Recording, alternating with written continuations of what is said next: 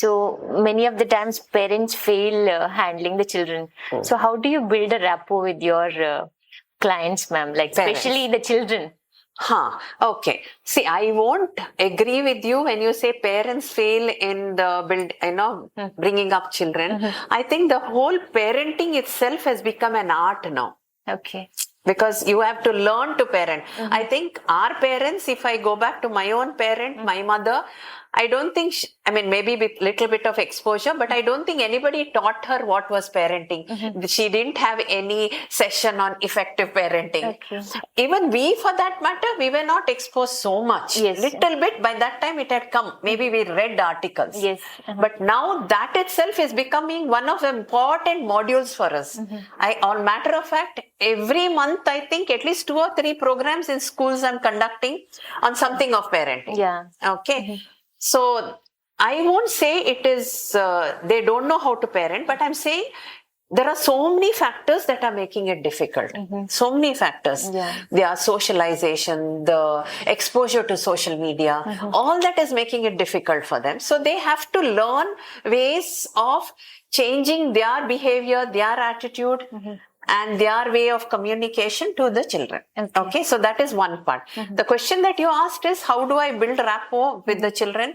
Yeah, maybe that is something that was taught to me at Nimans. And secondly, maybe that's a skill that I also have, a little bit of skill that I can build rapport with children quite easily. Because even when I go by trains or anything, I have noticed, and other people have told me that this child never mixes with anybody, but she has mixed with you or something like that. So that could be a God-given gift for me. But I think what is very important that I keep in mind when I talk to a child, or especially a youth, I have a lot of youngsters coming to me, is I go down to their level.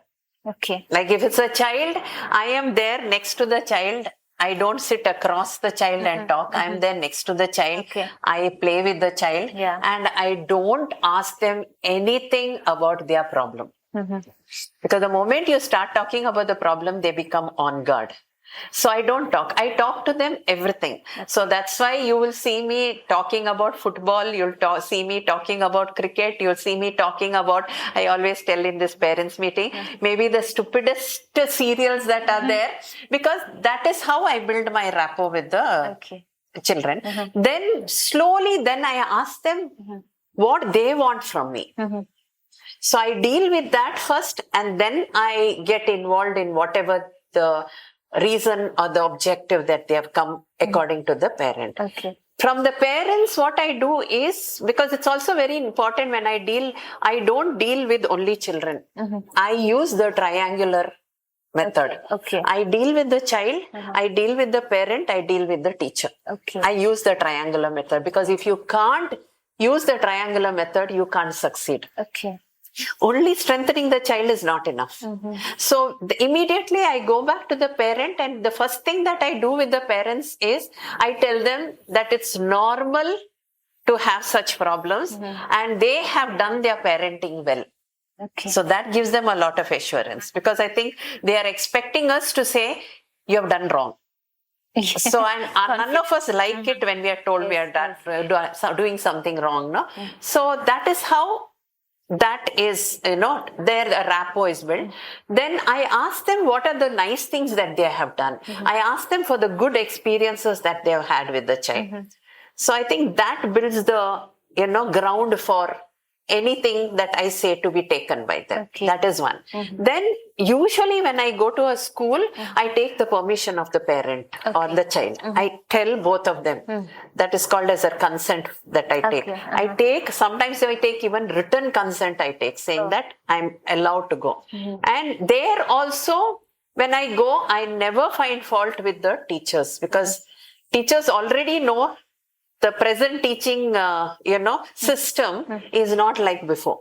Yes. The earlier teaching system, like my teachers, I think they used to scold us, they used to reprimand us, but none of us or our parents told anything to them. And they were always very happy to be in that role.